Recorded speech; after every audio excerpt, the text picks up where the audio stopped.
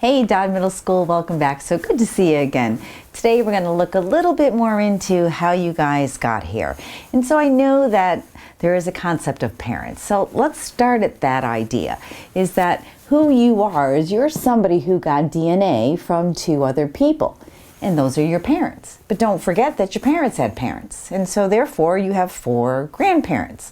And those grandparents had parents. And so now you have 8 great-grandparents, and those parents had parents. So now you have 16 great-great-grandparents. And it keeps going on and on and on because every single person has also got DNA from 2 other people. And so who you are, it's not just your parents. It's also your parents' parents and your grandparents' parents. And it goes back and back and back as far as time goes. And so that's something we're going to get into hopefully a little bit later in this year. But for now, what we're really going to look at is you and how you get to be you. And so we're going to take a quick look with a little guest that we brought in today. His name is Dr. Gene Dublin, and he is a genetics expert. And he is going to give us a little bit of an introduction to really show how we are blending 2 different people to become a new and unique person. So let's take it away to Dr. Dublin. Hello, Dodd Middle School. So good to see you.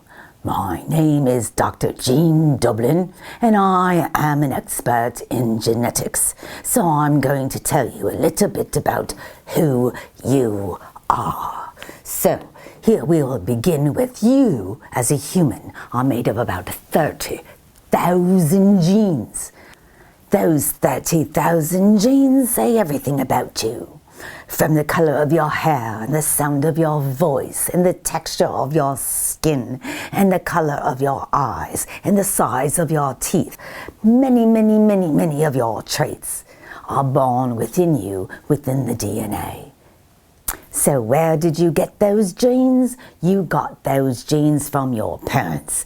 So let me show you a little something about how you became who you are.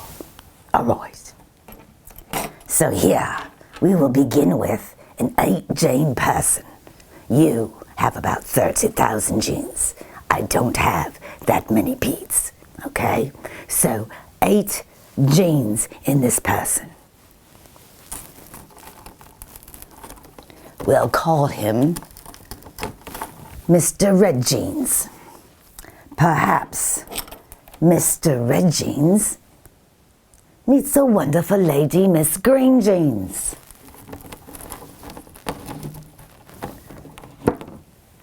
Each having their own individual DNA, their own individual traits. Let's say they then get married. And once they get married, then they will have children. And if they have children, perhaps one will come out like this.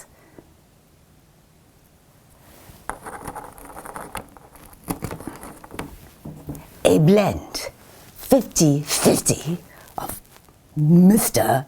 Red Genes and Ms. Green Genes makes a combination of the both. Alright, maybe they'll have a second child.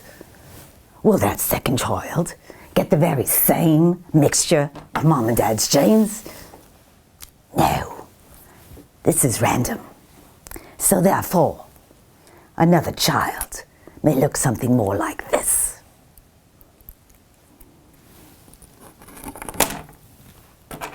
Oops, dropped the baby.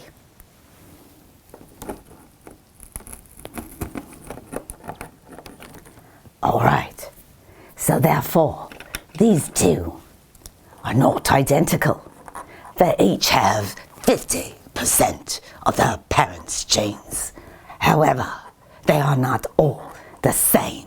If you notice, the first match, the second do not, the third do not, but the 4th, 5th, 6th do, and the 7th and 8th do not. So therefore, they might have the same hair color, but different eye color. They might have freckles, the other one might not. They might both be musical, and they might both be artistic. And so they will have some similarities and some differences. Let's try another family. Let's say Miss Purple Jeans falls in love with Mr. Blue Jeans.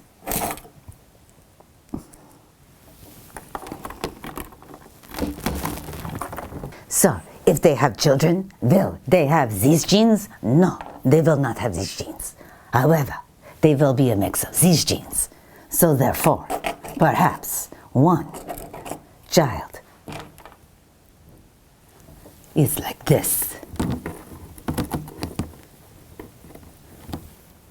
And another child from the same couple.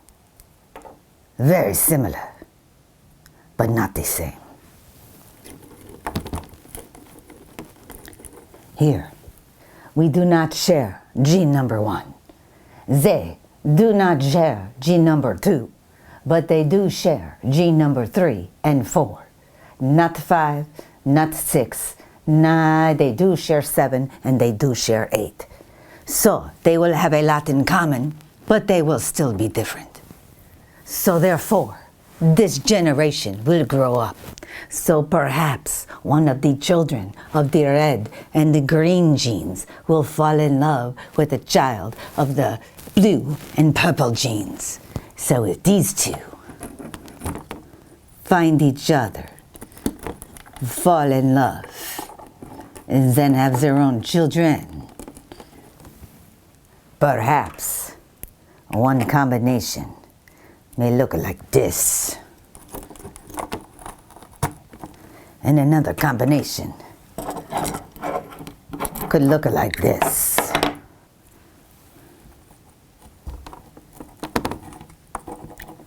So by the time we get to these kids here, okay, we have gone through 3 generations. The first generation of the blue, the purple, the green, the red has made a blend in the second generation, 50% of each parent.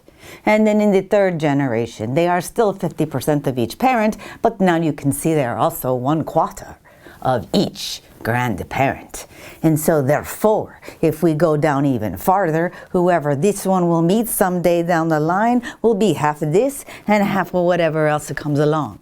And so therefore, the more we mix up the genes, the more diversity we get, and the more variety we get among the species. That's very good for their survival.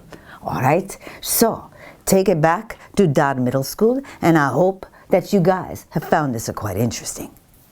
Perfect, Dr. Dublin.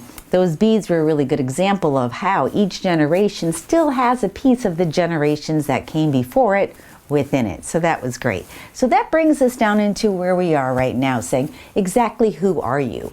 Who you are is 46 chromosomes, 23 from your mother and 23 from your father. And so this is representation of that lined up right here, saying perhaps on the left-hand side, let's say that represents your mother. On the right-hand side, let's say that represents your father. And so these 23 chromosomes that you got from mom are her version of how to make you. But you also get another 23 from dad. That is his version of how to make you. When you combine these together is when you get that unique blend of 2 different people into one in a combination that has never ever existed before. And so you guys, what we're going to do with this is we're going to take this a little bit farther. We have a couple of short videos that are really, really good at explaining this concept. And we're going to dive a little bit deeper into it so you can get a little bit better idea of how the genes can blend together before we take the next step. All right, so if you have any questions, you know where to find us. We miss you so much, Dodd Middle School, but we're still here ready to teach you. All right, so see you soon. Bye-bye.